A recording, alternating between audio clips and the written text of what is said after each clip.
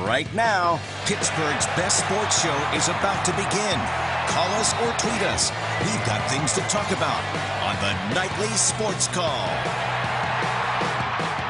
All right, thanks a lot, Kim, and thank you for tuning in to the Allegheny Health Network Nightly Sports Call. I'm Rich Walsh. You can give me a call tonight. 412-575-2600 is the number. Nice win for the Pirates today. They go on to beat the St. Louis Cardinals, and Chad Cole, he took a 2-hour break, came out and pitched a pretty good game. Adam Frazier was a big start today. Almost hit for the cycle, was a triple away. That's always the hardest hit to get if that's the last one.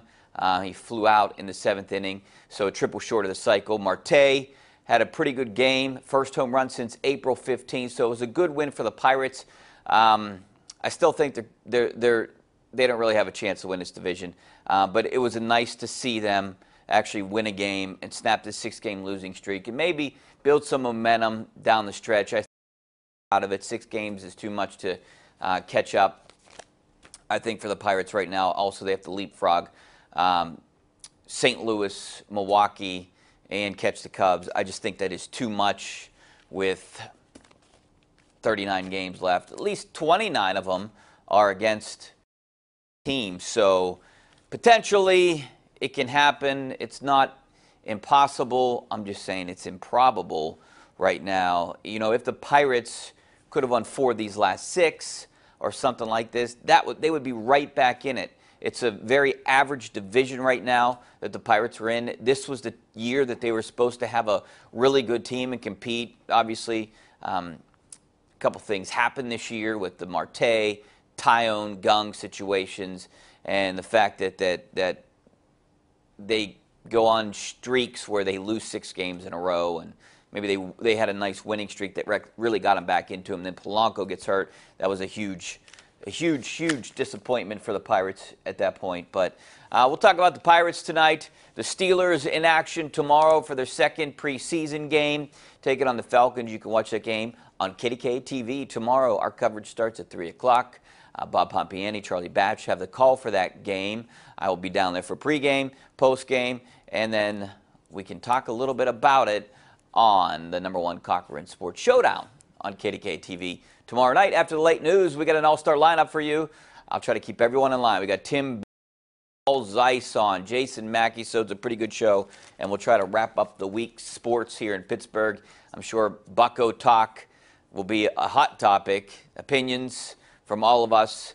Also, Jason Mackey, obviously the Pens beat writer, talk a little bit about the Penguins and the Steelers. And, you know, I'm kind of wondering who makes this team, who doesn't. I have a pretty good idea, except for probably a handful of guys. And maybe if you want to call in tonight and talk about who you think is going to make this team, who potentially is going to get cut. I don't see any big names getting cut.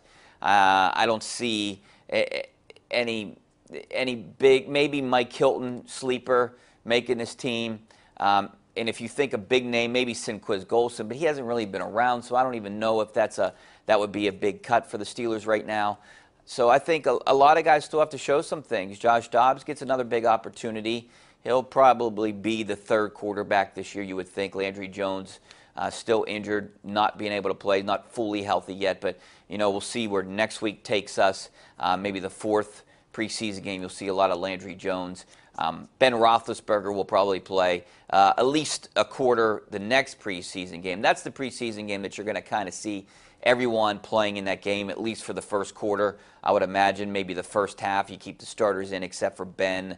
You don't want to get Brown hurt. Bell won't be back by then. My guess on Bell coming back is probably that last preseason game, either the week leading up to it or as soon as it's over, like that Friday, Saturday, or Sunday leading up to the first game. He doesn't want to miss that first paycheck, almost $800,000 for Bell, so he's definitely going to be here by that Monday before the first game in Cleveland.